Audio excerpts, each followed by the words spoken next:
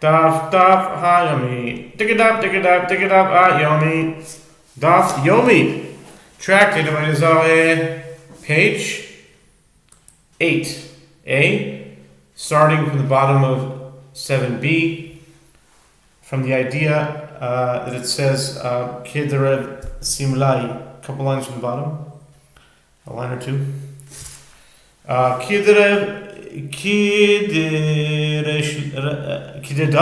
Rav Simlai Didarish Rav Simlai Le'oidam Yisader Odom Shivcha Yishamach Yachach Yispalein Minalon Mimoshe Rabbeinu Dichtiv Hashem Elokim Ata Achilota Leharot Et Avdecha V'gomer Uchetiv Batrei Ebrana Ve'ere Et Haaretz HaTova.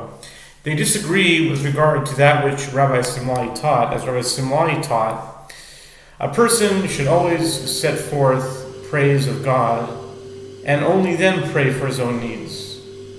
From where do we derive this? We derive it from Moses, our teacher. As it is written, O Lord God, you have begun to show your servant your greatness and your strong hand. And what God is there in heaven or on earth that can do according to your works and according to your mighty acts? Deuteronomy 3:24.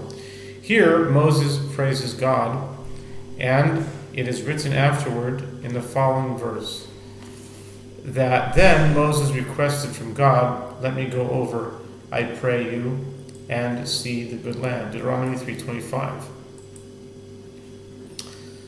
Rabbi Yehoshua Sofer, now we're on the top of 8a, Ches Amid Aleph. Rabbi Yehoshua Sofer ילפין ממשה, ורבי אליעזר סבר לא ילפין ממשה. שאני משה דרב גוברה. וחכמים אומרים, לא כדברי זה ולא כדברי זה, אלא שואל אדם צורך בשומע תפילו. Rabbi Yehoshua holds that we derive from the case of Moses that one should first praise God in prayer and only afterward issue personal requests. And Rabbi Eliezer holds that we do not derive from Moses how to act, since Moses is different, as his might is great, meaning he knew how to pray to God in this order. And the rabbis say the halacha is not in accordance with the statement of this sage, who says that one should issue personal requests before praying, nor is it in accordance with the statement of the sage who says that personal requests should follow prayer. Rather, a person requests his own needs in the blessing ending who listens to prayer. Therefore, when Nachum the Mede stated that this is the halacha, he was merely concurring with the opinion of the rabbis. Now, I don't understand this because it does go according to the opinion that you give praise first, because we say in Magen Avraham, we start with praise. So why is it saying not like this or not like this? It is like one of them. We start off our prayers, we pray, well, first of all, we do Psukei de Zimra, which is also words of praise. We also do, Birkas Kriya Shema, and then Shema, and then Shemona Esrei starts off with,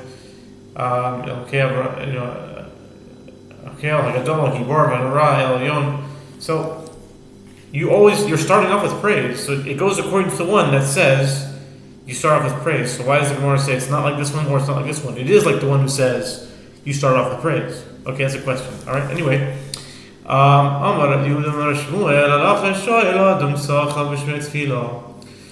Amar Yehuda B'Rei Shmuel Bar Shirag B'Shmei Derav. Afal Pi Shamru Shoel Adam Sachal B'Shmei Tefila.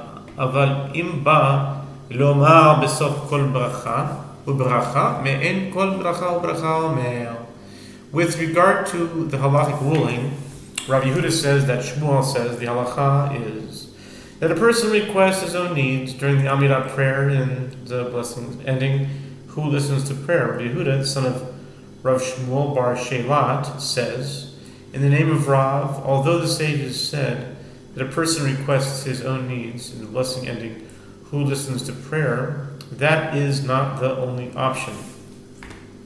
Rather, if he wishes to recite at the conclusion of each and every blessing personal requests, that reflect the nature of each and every blessing, he may recite them.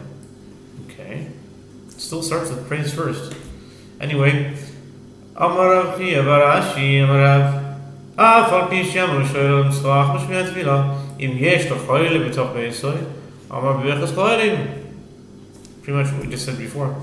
V'im Tzach L'Pal Nasa Omer B'Bechas Hashonim. Similarly, Rav Chia Barashi says, maybe I should say Baruch Aleinu, Baruch Avanu. Yeah. Okay.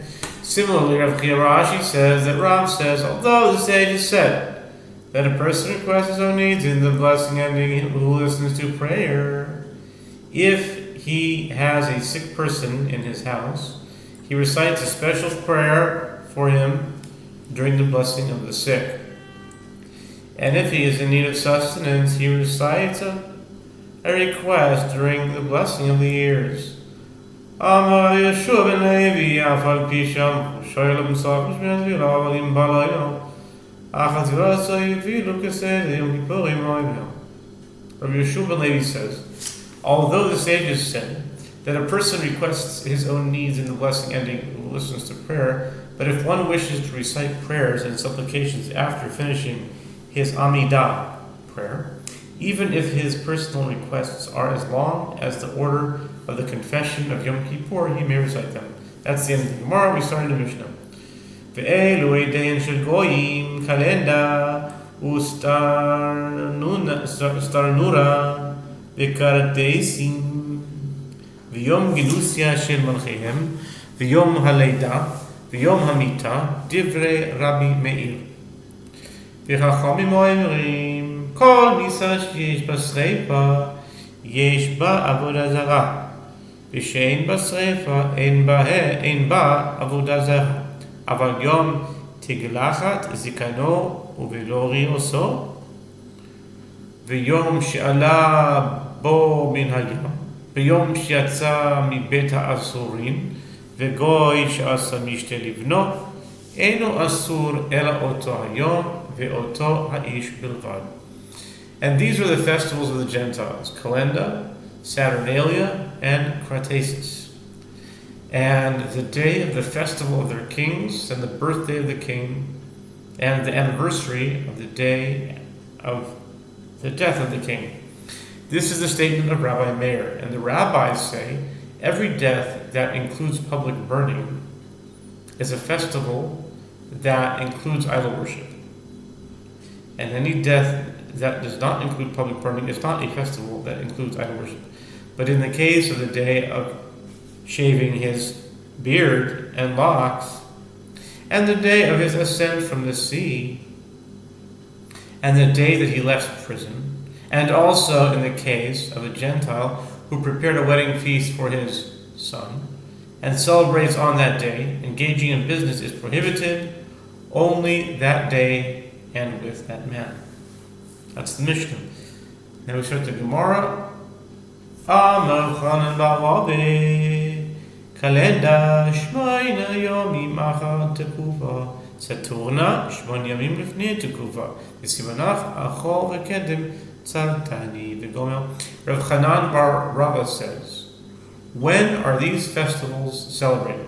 Kalenda is celebrated during the 8 days after the winter solstice, and Saturnalia is celebrated during the 8 days before the winter solstice. And you're mnemonic to remember which festival is that the one that occurs after the solstice is mentioned first in the Mishnah, and the festival that takes place before the solstice is mentioned after. As in the verse, you have hemmed me in behind and before, and laid your hand upon me.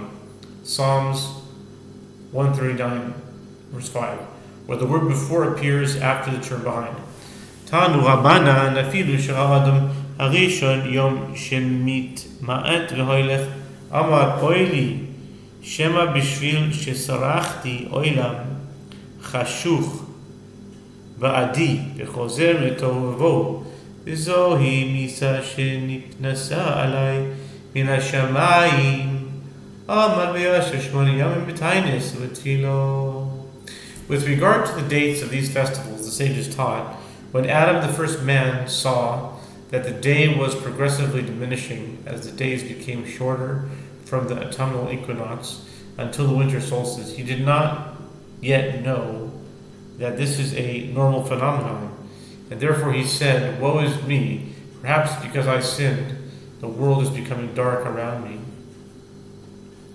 and will ultimately return to the primordial state of chaos and disorder. And this is the death that was sentenced upon me from heaven, as it is written, and to dust you shall return." Genesis 3:19. He arose and spent 8 days in fasting and in prayer. Kevan shira'a tkufa tevet dira yom shemarich v'hoilech amar minhago shel olam hu halach v'yasa 8 yamim tovim לשנה האחרת עשה לאלו ולאלו ימים טובים הוא קבעם לשם שמיים והם קבעו לשם עבודה זרה. Once he saw that the season of Tevet, meaning the winter solstice, had arrived, and saw that the day was progressively lengthening after the solstice, he said, "Clearly the days become shorter and then longer, and this is the order of the world." He went and observed a festival for 8 days. Upon the next year, he observed both these 8 days on which he had fasted on the previous year, and these 8 days of his celebration as days of festivities. He, meaning Adam, established these festivals for the sake of heaven, but they, the Gentiles of later generations, established them for the sake of idol worship.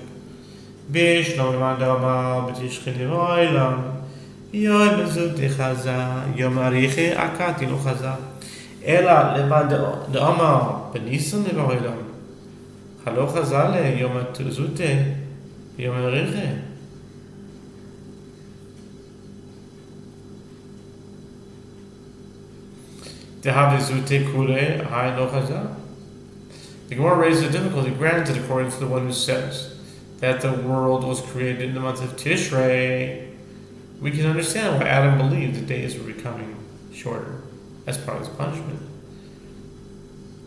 as he saw the short days of winter and had not yet seen the long days of summer. But according to the one who says that the world was created in the month of Nisan, he had already seen the difference between short days and long days, as the days in the month of Nisan become progressively longer with the passage of time, and likewise it gets shorter as well in the fall. The Gemara answers, although Adam had experienced short days, he had not seen days that were this short, as in the days before the winter solstice. They got really short. Okay. Tanu Abana Yom Shinibra Boy Adam Arishon Kevan Shishaka'a Alav Kama Amar Oili Shibishvil Shesarachti Oilam Chashuch Badi Yachzor Oilam Etol Bavo Zoi Mita Sheniknisa Alai Min HaShamayim Haya Yoshev Betani Dubocher Kol Halayla Yichave Bocha Kenegdo כיוון שלא עבוד השחר, אמר מנהגו של עולם, הוא עמד והקריב שור שקרניו קודמים לפרסותיו, שנאמר ותיטב השם משור פר מקרן מפריז. The sages taught on the day that Adam, the first man, was created, when the sun set upon him, he said, "Woe is me, as because I sinned, the world is becoming dark around me, and the world will return to the primordial state of chaos and disorder. And this is the death that was presented upon me from heaven." He spent all night fasting and crying, and Eve was crying opposite him. Once dawn broke, he said, "Evidently the sun sets and night arrives, and this is the order of the world." He arose and sacrificed a bull, whose horns preceded its hooves, in the order that they were created, as it is stated, "And it shall please the Lord better than a bullock that has horns and hooves." Psalms 69:32. This verse is referring to the one particular bull whose horns preceded its hooves.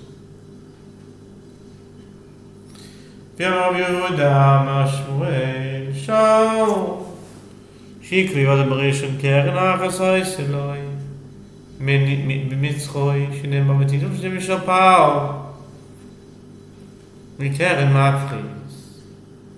Short parts like shofar. It's from Rosh Hashanah, I think. Makrim Tardi Mashpam Rav Nachma Yitzchak Makran Ksiv. And Rabbi Yehuda says, Shmuel says, the bull that Adam, the first man, sacrificed had one horn in its forehead, as it is stated, and it shall please the Lord better than a bullock that has horns and hooves.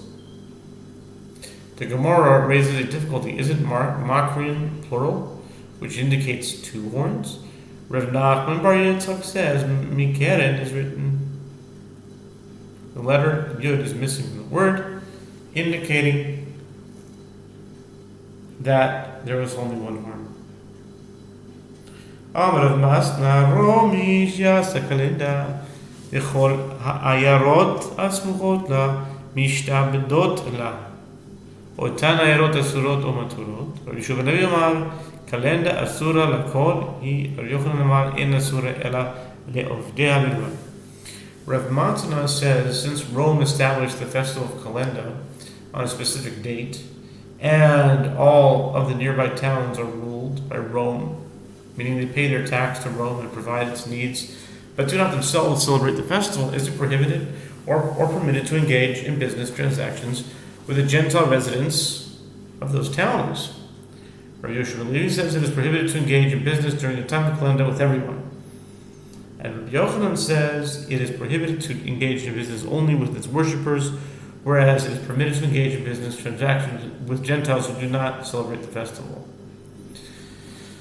Tanya Kivase de Rabbi Yochanan, Afa Bisham Romi Asakalinda, the Holy Yoras Mukoslo, Mishtabes Lo, Mishtabed Dos La, Hiatsma in Surat Ela Le'ovdei Bilvad. The sage taught in a Braita, in accordance with the opinion of Rabbi Yochanan, although they said that Rome has established the festival of Kalenda, and all of the nearby towns are ruled by Rome, it is prohibited to engage in business only with its worshippers. Setar Nalia Ukratesi Biyom Ginus Hashem Malchem Biyom Shulach Omerech Lefanav Asu Achara Mutar. The Goy Shasa Bomishtelif No in Asu Ela Oto Hayom Ve'oto Haish. The Braita continues with regard to the festivals of Saturnalia and Crataesis, and the day of the festivals of their kings, and the day on which the king was crowned.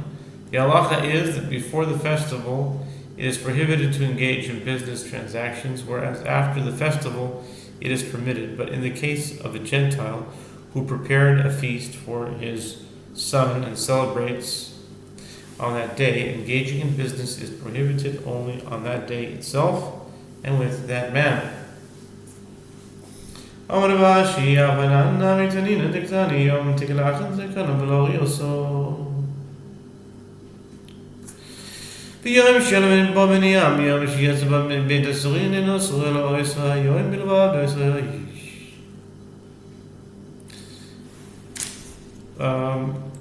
There's a little pause here. Rav Ashi said, we learn, Amar Rav Ashi, I think I said that already, yeah. Anyway, I'll continue. Yom Shalom ben Ayam, Yom Shalom ben Bet Asurin, in Asur Elai, Osayoim, Hilvad Votoish. Rav Ashi said, we learn in the Mishnah as well, in accordance with Rabbi Yochanan's statement, that the prohibition applies only to Gentiles who celebrate the festival, not to people who are ruled by them. As the Mishnah teaches with regard to the day of shaving his beard and his locks. Not his bagels, but his locks. And the day of his ascent from the sea, and the day that he left prison engaging in business is prohibited only on that day and with that man. בשלומוס היום. להפוגי לפון ולאחויר ולאויסי האיש. לפוגי מאי, לאו לפוגי משבודה ושממינם. Rav Ashi explains the proof. Granted, the Mishnah specifies that the prohibition is limited to that date alone, in order to exclude the days before and after it. But when it states that the prohibition applies only to that then, what does the Mishnah exclude? Obviously, the prohibition does not extend to all Gentiles, as it is a personal festival. Doesn't the Mishnah's ruling serve to exclude those who are ruled by him? Therefore, conclude from the language of the Mishnah that prohibition extends only to Gentiles who celebrate the festival and not those who are ruled by them. Tanya Rabbi Shmuel Omer, Yisrael shebechutz la'aretz, oy zevay Zarah betahen, ketzad goy she'asa mish legnoi, v'zimen kol haYehudim shebe'iro, אף על פי שאוכלינו שלהן ושותינו שלהן ושמש שלהן עומד לפניהן מעלה עליהם הכתוב כאילו אכלו מזבחי ועזים שנאמר וקרא לך ואכלת מזבחו. It is taught in a Braita that Rabbi Yishmael says Jews who are outside of Eretz Yisrael are considered to engage in idol worship in purity, meaning unwittingly. How does this occur? In the case of a Gentile who prepared a feast for the marriage of his son, and invited all the Jews in his town, even though they eat of their own kosher food, and drink of their own kosher beverages, and their own attendant stands before them, the verse ascribes guilt to them, as though they ate of the offerings of the dead, meaning idols, as it is stated, and sacrifice to their gods, and they call you and you eat of their sacrifice. Exodus 34:15. Since Jews participate in a feast in which the Gentile sacrifices offerings to his idol, it is as though they partook of the offerings themselves. Ve'ema adi achid amar avim kein nemekha v'echal mizvchoi mai v'kala lecha isha karaya hilkach. Okay, turning to 8b. Hilkach.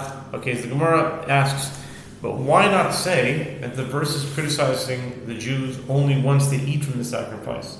Rava says, if that is what is meant, let the verse say only, and you eat of the sacrifice, of their sacrifice. What is meant by the additional phrase, and they call you?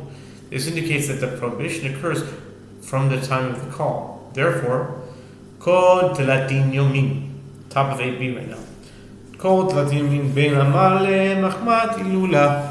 ובין לה אומר לה מחמת הילולה אסור וכאן ואילך יאמר לה מחמת הילולה אסור ואילה אמר לה מחמת ההילולה שרי. During all the 30 days that follow the wedding celebration, if the Gentile invites a Jew to a feast, whether he said to the Jew that the feast is due to the wedding celebration or whether he did not say to him that the feast is due to the wedding celebration, it is prohibited to attend, as it is assumed the festivity is part of the wedding celebration from this point forward. If he said to him that the feast is due to the wedding celebration, it is prohibited to participate, but if he did not say to him that the feast is due to the wedding celebration, it is permitted to do so.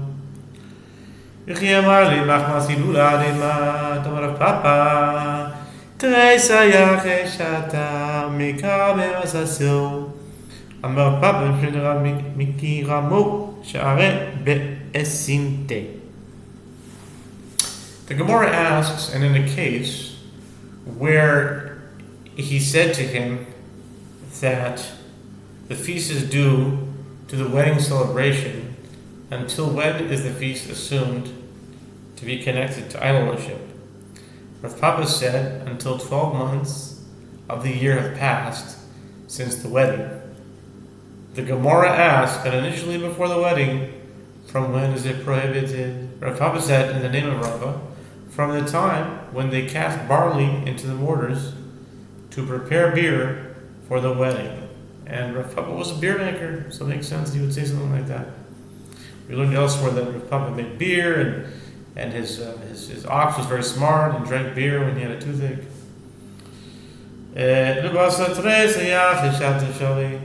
Rav Yitzchak bereid Rav Shalshi Knai Leve'ahu Goy Ibesatre Zeyach Eshata Vishamed Yod Yishlachal Shani Rav Yitzchak bereid Rav Shalshi Del Chashuvu.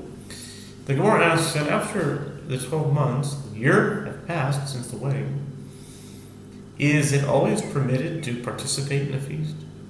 But Rav Yitzchak, son of Rav Misharshia, happened to come to the house of a certain Gentile after 12 months of the year had passed since his son's wedding, and he heard the Gentile giving thanks to his idol for the marriage of his son, and he withdrew from the feast and did not eat there. The Gemara answers, Rabbi Yitzchak, son of Misharshia, is different, as he is an important person, and therefore his presence caused the Gentile to rejoice. Ukratesim mechulin, my kratesim. Amrav Yehuda Mashmo Yom Shitasa Bom Romi Malchus. Gatanya. Kratesim miyom shitafsa Boromi Malchus. Amrav Yosef Shtet Visos Tafsa Romi. Achas Bime Klepatra Malchata. Yachach Tafsem Bime Ivarim. The Mishnah teaches, and Crataesis on the day of the festival of their kings. The Gemara asks, what is the festival of Crataesis? Rav Yehuda said that Shmuel said it commemorates the day when Rome seized control of an empire. The Gemara asks, but isn't it taught in a bride to two festivals are Crataesis and the day when Rome seized control of an empire? This indicates that Crataesis and the day when Rome seized control of an empire are two separate festivals. Rav Yosef said, on two separate occasions, Rome seized control of an empire. One occurred in the days of Queen Cleopatra when they conquered Egypt, and one happened much earlier when Rome seized control in the days of the Greeks. The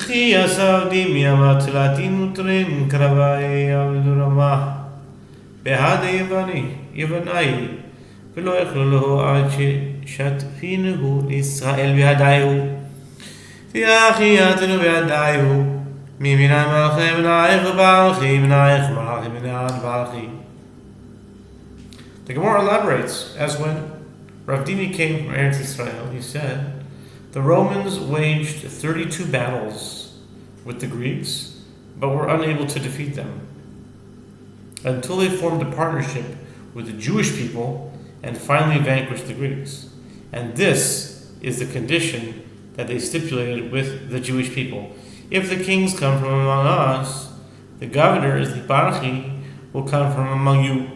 And if the kings come from among you, the governors will come from among us.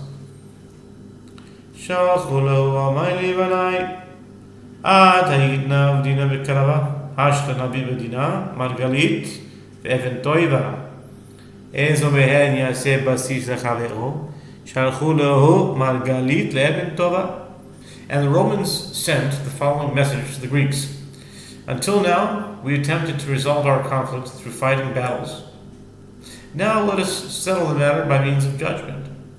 In the case of a pearl and a precious stone, which one of them should serve as the base for the other? The Greeks sent in response, the pearl should serve as the base for the precious stone, which has greater value.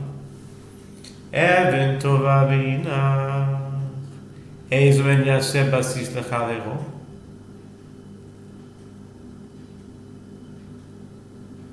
Even tova v'inach, inach v'sefer Torah mehen yaseh basis lechavero, inach v'sefer Torah. The Romans further inquired, if there was a precious stone and an onyx, a particularly valuable precious stone, which of them should serve as a base for the other? The Greeks answered, the precious stone should serve as a base for the onyx. Once again, the Romans asked, in the case of an onyx and a Torah scroll, which one of them should serve as a base for the other? The Greeks responded, the onyx should serve as a base for the Torah scroll. Shalchu lahu im kein anan sefer Torah gaban Yisrael v'hadan. Kivalehu esrem shishnani. Kamalahu behemrtayu. Behada Yisrael. B'karelach. Ishtabadu behu. The Romans sent this response to them. If that is so, then you should submit to us, as we have the Torah scroll with us, and the Jewish people are with us. The Romans are akin to the precious stone, and they are allied with the Jewish people, who are akin to the onyx, and possess the Torah scroll. The Romans therefore forced the Greeks to surrender, and took over their world dominance. For 26 years, the Romans stood faithfully with the Jewish people. From that point forward, they subjugated them. Mikara my daus, Ulebasav my daus, Mikadosh Nisyabanen Chayachadegdecha, Ulebasav daus Yabanadoni Mifi Ifne Abdo. The Gemara asks initially, when the Romans acted faithfully, what verse did they interpret, and ultimately when they subjugated the Jews, what verse did they interpret? Initially they interpreted the verse where Esau said to Jacob, upon their meeting, let us take our journey and let us go, and I will go before you, Genesis 33:12. In this verse, Esau equates himself to Jacob, prefiguring the initial Roman treatment of the Jews. And ultimately they interpreted the verse that recites Jacob's response to Esau, let my Lord, I pray thee, pass over before his servant, Genesis 33:14, demonstrating Jacob's subjugation to Esau, and by extension that of the Jews to Rome. A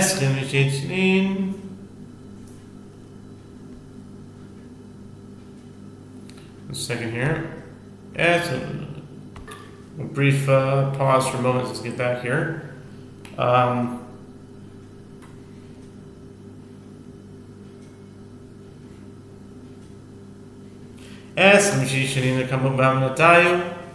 Yisrael min alad demerav Kahana kishachal b'shma b'yosi shalom leRabbi Yamalanu shnayim v'shloshet dvarim she'amarta lanu mishum avicha. The Gemara asks, with regard to the 26 years during which the Romans stood faithfully with the Jewish people, from where do we know that this was the case? The Gemara cites a proof, as Rav Kahana says. When Rabbi Ishmael, son of Rabbi Yossi, fell ill, the sages sent the following message to him: Our teacher, tell us 2 or 3 statements that you once told us in the name of your father, Rabbi Yossi ben Chalafta, as we do not remember the statements precisely. Amalu, he said to them, 180 shana kodem shenechrav habayit pashta malchut harasha'a al Yisrael 80 shana עד לא חרב הבית גזרו טומאה על ארץ העמים ועל כלי זכוכית 40 שנה עד לא חרב הבית גלתה סנהדרין וישבה לה בחנות. Rabbi Ishmael, the son of Rabbi Yossi, said to them the following statements that were passed down to him by his father. 180 years before the second temple was destroyed, the evil Roman Empire stretched forth over Israel and ruled over them 80 years before the temple was destroyed. The sages decreed impurity on the land of the nations and on glass vessels. 40 years before the temple was destroyed, the Sanhedrin was exiled from the chamber of hewn stone and sat in the store near the Temple Mount. The Gemara asks, with regard to what halacha is necessary to know where the Sanhedrin would convene.